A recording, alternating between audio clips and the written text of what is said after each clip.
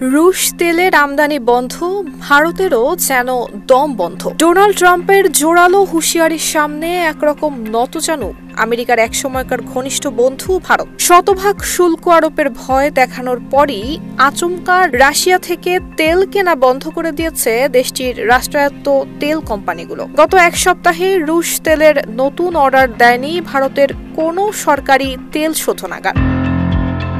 14 July Trump হুঙ্কার দিয়ে বলেছিলেন, রাশিয়ার কাছ থেকে যারা তেল কিনবে তাদের পণ্যের উপর চাপানো হবে 100% আমদানি শুল্ক।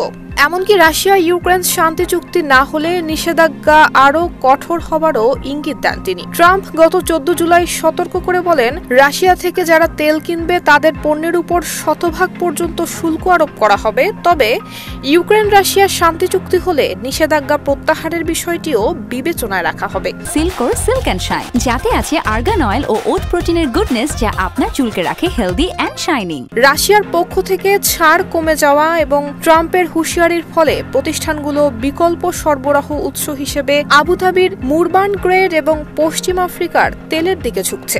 যদিও ভারতের বেসরকারি প্রতিষ্ঠান রিলায়েন্স ইন্ডাস্ট্রি এবং নায়ারা এনার্জি এখনও রুশ তেলের বড় ক্রেতা, তবে রাষ্ট্রায়ত্ত প্রতিষ্ঠানগুলোর দখলে রয়েছে দেশটির মোট দৈনিক শোধন ক্ষমতার 60%-এরও বেশি। নুসরাত জাহান মেহেক, ঢাকা পোস্ট।